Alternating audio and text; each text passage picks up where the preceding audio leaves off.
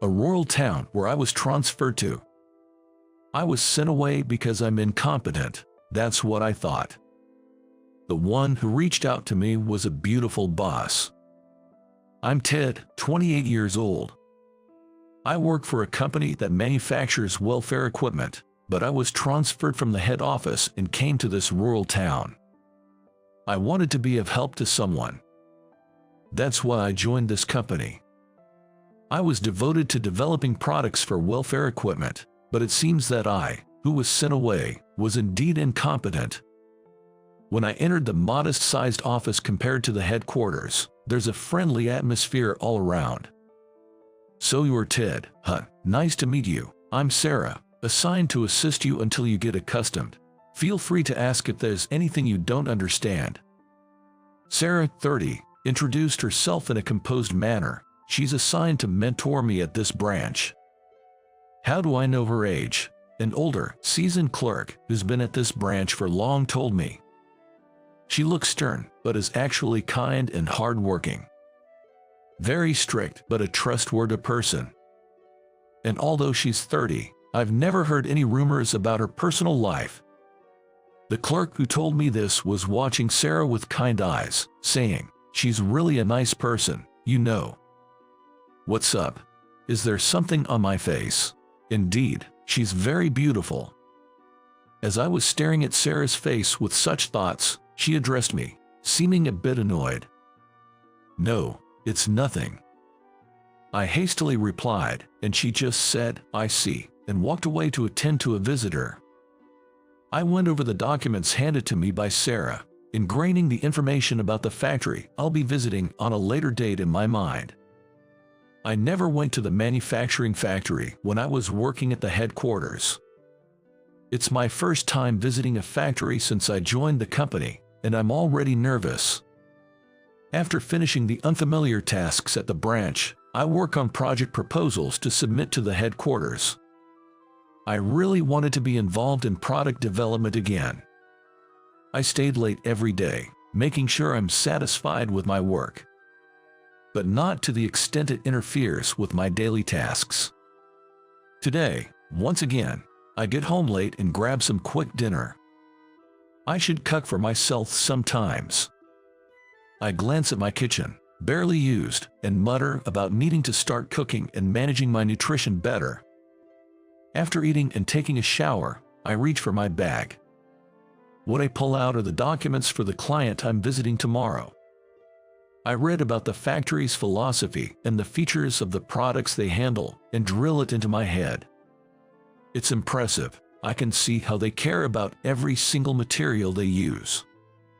The kinds of materials listed in the factory's brochure. It surprised me and piqued my interest with their quantity and detailed description of quality. I wondered what kind of process our products made in this factory go through to be completed. Then comes the morning of the day of the external visit. Of all days, the stress from the change of environment seems to be affecting my body. "Good morning, Ted. You don't look so well. Are you okay?" Sarah, usually so strict, seems to be worried and looks at me with concern. "I'm sorry, I'm fine." I acted bravely, not wanting to worry her. "Let's get going, Sarah." But Sarah still looked concerned. I didn't want to cause her any trouble, so I quickly finished preparing for the visit and hurried to leave. "Let me know if you start feeling worse." I guess she could tell I wasn't feeling great. She put some of the company's medicine in my bag, and I could help but smile. It was not just about seeing her kind side, but she also put a bunch of band-aids in there. When will I use those? I was smiling at her innate side. And so, we arrived at the manufacturing factory and completed greetings and the process check. The plant manager who showed us around was very personable. It was evident even to a newcomer like me. Embarrassingly, it was my first time seeing manufacturing process. While much of the manufacturing process involved machines, there were also numerous steps that required a human touch. I was impressed by the number of people involved from planning to manufacturing. Amazing, isn't it? Did you realize manufacturing a product and sending it to market aren't a simple task? Yes, I did. I was overwhelmed to see the manufacturing process for the first time. On the way back, Sarah, speaking to me, mentioned there were things that could be done because it was a branch office, speaking rather profoundly. There are things we can do because it's a branch office. For example, while listening to her, my eyes drifted to the opposite sidewalk. Charlie, a dog on the other side of the crosswalk, looked remarkably like Charlie, the beloved dog of my family, who had recently passed away. Ted, are you listening? Ted, it's a red light. Before I knew it, I was crossing the street after the dog at a red light. Maybe because I wasn't feeling well, I didn't realize the light had turned red at that time. Ted. Sarah's voice sounded panicked, and as I turned around wondering what was going on. In that moment, I hear the sound of a blaring horn and find myself being shoved by Sarah, who had run in front of me. Next thing I knew, I was lying in the middle of the road, and a little away in the middle of the crosswalk, Sarah was also down. A distraught driver rushed over to Sarah and was calling somewhere. Through the noisy surroundings and blurry consciousness, I understood Sarah had been hit by the car. That's where my memory cut off. The next time I woke up, I was in a hospital, informed by a nurse, who had come to change my IV, about the accident I'd been in and that I only had minor injuries, currently receiving an IV for exhaustion. Is the woman who helped me all right? What worried me was the absence of Sarah. At that time, Sarah had taken the hit instead of me. The image of her collapsing to the ground won't leave my mind. I kept telling myself she must be all right, but her not being here was making me anxious. The not-so-friendly nurse simply said she was fine and left. I felt relieved, at least, knowing she was safe. Once my IV was finished, I went to the room Sarah was in, as I was told. Sarah, it's dead. I knock and call out, and a woman who looks exactly like Sarah comes out. Who might you be? Caught off guard by her harsh tone, I'm pondering how to respond when Sarah helps me from inside the room. Mia, let him through, he's my co-worker. With that word, the reluctant woman let me in and left to finish her admission procedures. Sarah, I'm really sorry. The first thing out of my mouth is an apology for causing her injuries. I bowed my head and apologized repeatedly, but Sarah forgave me without blaming me. I'm glad you're safe, Ted. It's unlike you to cross on a red light. Did you see someone you know? Sarah had bruises on one leg and a broken arm. Fortunately, her head didn't take a heavy blow, and she regained consciousness quickly. Despite her condition, she's working on her laptop. Faced with her question, my expression clouded over. I saw a dog that looked just like my deceased pet and ran after it. I thought she might get mad for such a reason, but I've never been good at lying, so I told her the truth. I saw a dog that looked exactly like my pet, who passed away recently, and I ran after it despite the light being red. I'm sorry. I was ready to be scolded this time when I apologized for the second time, but she spoke to me again in a gentle voice. So that's what happened. That must have been tough. I widened my eyes at her unexpected words. It wouldn't be unreasonable if she scolded me for almost getting into an accident chasing a dog, thinking I was messing around. That's what I thought. But Sarah stopped typing on her computer and looked straight at me, and for some reason, my heart started to pound loudly. I'm done with the paperwork. At this, her returning younger sister shot me a glance as if surprised I was still there. She then quickly shifted her gaze back to Sarah and spoke about how her job was keeping her so busy that she couldn't visit every day, and that while she wanted to help out after the discharge, doing so daily would be difficult. Sarah smiles and says there's no need to worry, but I start to worry too, thinking about the challenges she must be facing trying to live as usual while restricted by her injuries. Knowing that all of this happened because of me, I found myself offering to help before I realized it. If it's not too much trouble, may I visit and help out with everyday tasks. The first to react to my sudden proposition was her younger sister. It would definitely be a problem. I don't want an unknown man coming in and out of my sister's apartment. She seemed to regard me as suspicious and got defensive. However, this reaction was probably natural. If I had a sister and were in the same situation, I would surely react the same way. I just wanted to be of some help, but I needed to think of another way. Thinking this, I was about to retract my earlier words when Sarah made an unexpected remark. If Mia is busy, maybe I should ask Ted to help. That way, he can also help with work at home. Her younger sister was trying her best to stop it, but with that one sentence from Sarah, my suggestion was accepted. Once she makes up her mind, she doesn't budge, it seems. Her younger sister, appearing resigned, started dividing responsibilities with me. She still had her guards up, so she took charge of the laundry, coming in once a week on rotation, and I would help with the other household chores after finishing work. Until the discharge, I would visit every day, reporting on work and delivering any requested items. If you harbor any inappropriate feelings toward my sister, I will never forgive you. Her younger sister, apparently very protective of her sibling, kept reiterating this point with utmost emphasis. Don't worry, and Sarah, thank you for understanding. I will do my best. Her younger sister, still wary, continued to glare at me, but Sarah bowed her head in a gesture of goodwill and smiled. Every day thereafter, I went to the hospital after finishing work. Wanting not to inconvenience her workplace, I would compile work documents for Sarah and deliver parcels received from her sister. Such days continued for 2 weeks, and Sarah was able to be discharged. Even after being discharged, she needed rehabilitation for a while, and to make sure she faced no inconvenience in her daily life, I continued visiting her every day after work. The only change was, instead of a hospital room, now it was Sarah's room. Ted, thank you for everything. It's been a big help having you cook and clean since it's difficult doing it all alone. At first, I myself was reluctant to enter a woman's apartment every day, but thanks to Sarah seeming not to mind at all, I quickly got used to it.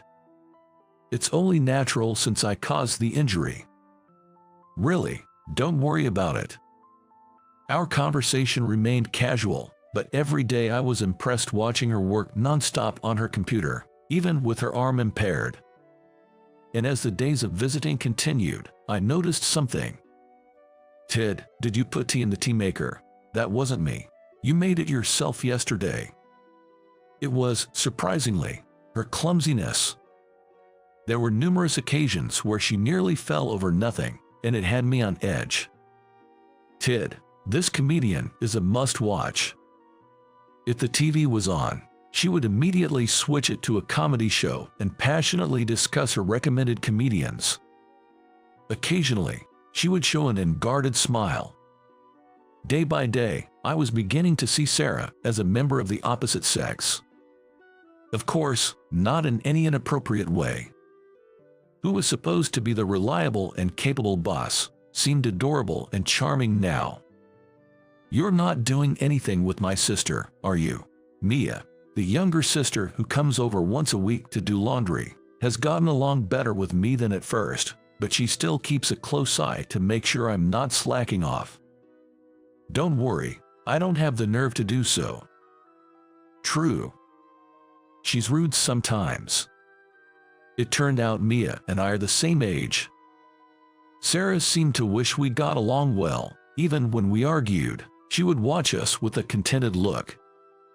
A few days later, after a long period of rehab, Sarah returned to work from today. I look forward to working with you again from today. Entering the office, colleagues had even prepared a cake happily celebrating Sarah's return. Amidst the festive mood enveloping the office, Sarah showed a soft smile I've never seen before. I feel my heart racing once again at that smile. Wondering if it's really racing, I placed my hand over my heart. but I stopped thinking about it as she pulled me into the circle to join the celebration. Even after that, I played a supportive role at the company for Sarah, who hasn't fully recovered. She graciously accepted my offer and has been leading a busy life. After work, I stayed back to work like before. The desire to return to the headquarters was strong, and I couldn't give up.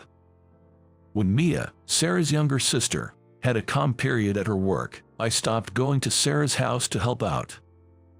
Although slightly lonely, I allocated that time to work on project proposals, sparing even my sleep. It seems Sarah noticed my state, and one day during work, she took me out, saying she was going to visit clients. Do we not need to conduct the process checks, especially not doing anything in particular, just visiting clients and making small talk? There weren't the usual process checks or submissions of proposals, which seems odd. Today, we just need to show our faces. Observing and talking to the people working at the factory is enough. For Sarah, who's efficient in her work, this was an unusual schedule. I wondered what meaning there is in these seemingly pointless outside rounds. The answer remained elusive as work hours came to an end. Watching colleagues leaving earlier, I, as usual, stayed back alone to work on the proposal. "You're working hard, Ted." For some reason, I could hear Sarah's voice in the now empty office. Sarah, it's unusual for you to be here at this hour. You should go home early. Mia will be worried." She handed me a cup of coffee and sandwich. She practically forced me to eat, saying I should have something. Sarah, who bought one for herself too, starts a conversation before she began to eat. "Ted, I heard you were involved in product development at the headquarters. They say you were really dedicated." That was when I was at the headquarters. Yet why was I transferred to a rural branch? She says she was too curious and asked upper management directly about the reason. You may think you were transferred because you were incompetent, but that's a big misunderstanding. Her approach, as if she's seeing right through my heart, made me stop eating and look straight at Sarah. "The headquarters wants you to build a production line for the products." These were the words said to me when I was transferred, by my boss at the time. But back then, I thought they were just words to console me. I thought it was just a pity to be transferred from the headquarters to a rural branch. I just assumed that and left the headquarters without saying anything. Now thinking back, I felt I was quite rude. That was just a comforting word. I couldn't comprehend, and Sarah continued her words. "Ted, you are a person who can show detailed consideration. I felt it during the period you were helping me. Not everyone can do that." Sarah said, "Even the bosses at the headquarters respected my consideration, and they thought I should be involved in the process of production." I knew the passion for product development, but only by interacting with the makers, we can make better things. And to support such people is what the company values the most, she taught me. Just submitting product plans and having them made. Such a relationship should not be taken for granted. For that reason, they want me to play a role in connecting the company and the makers. That's what Sarah told me. From that conversation, I realized the words my boss said to me at that time were not lies. At the same time, I realized that I was too attached to the title of the headquarters and missed many things. There are realities I wouldn't have known if I hadn't come to the branch. There must be many employees like me. So, Ted, you are not incompetent, you are expected. You were transferred to improve the future of the company. At her last words, tears came to my eyes. Because I thought I was incompetent. The tight string of needing to work hard was slowly cut, and I felt relieved. "I'm glad. I thought there was nothing I could do." While sobbing, Sarah gently stroked my back until I calmed down. And from this day forward, I decided to reconsider the way I work. I stopped sticking to the headquarters and increased my visits to clients. The bosses appreciated my consideration. If that can be of help to someone, save someone, and be reflected in my work, I want to do my best with what I can do now to lead to the development of better products. For that, the exchange of opinions between those who think and those who make is important. A place for interaction through the internet. I succeeded in creating such new connections between companies. However, another change came about within me after that. Despite finding a sense of purpose at work and living fulfilling days, I began to notice an increasing emptiness inside me day by day. I didn't know what it was. But it's always the alone time after I get home that I feel lonely. I've been living alone for a long time. Is it strange to feel lonely now? I wondered, but the moment I turned on the TV, I finally realized what this emptiness was. The channel I had changed unconsciously was showing a comedy show, and the food I made was for two. Yes, I still miss the seemingly short period when I went to help. What I recall is eating across from Sarah, absorbed in the TV on the sofa, and having casual conversations. I finally realized my feelings when I found myself looking for traces of Sarah. Then, I decided to contact her. To ask her if we can meet right now. We decided to meet near Sarah's house, at a stylish wine bar. Sarah, who said she loved wine, responded immediately that she would come. Sarah happily sipped her wine amidst my nervousness. As I was timing when to confess my feelings, she said, "Hey, Ted, when I'm alone in my room, I don't know why, but I feel lonely. I look for traces of when you were there, and I find myself wanting to see you, so I like you. I wanted to tell you, so I did." To my surprise, it was Sarah who confessed her feelings to me. I was also taken aback because our feelings were mutual, and I couldn't help but widen my eyes. "Sarah, I feel the same way. I was lonely, looking for traces of you. I invited you today because I wanted to confess. You beat me to it, but I like you." My confession ended up being a bit messy. However, Sarah, realizing we felt the same way, turned red and broke into laughter, perhaps to hide her embarrassment. I also couldn't help but laugh, and a cheerful atmosphere enveloped us. And from that moment, we officially started dating. 3 years later, there was talk of me transferring to the headquarters, but I declined as I still wanted to focus on my work at the branch. Now, Sarah and I are walking slowly, arm in arm, down a straight path. If you make my sister cry, I won't forgive you. On both sides, friends and family from both our sides and colleagues were gathered, and Mia was clapping her hands in tears. Sarah, wrapped in a beautiful dress, smiled gently at Mia. Yes, we get married. Walking down the aisle, we savored our happiness. A new life is in Sarah's slightly swollen belly. Amidst the blessings, Sarah and I are excited about the happiness that awaits us.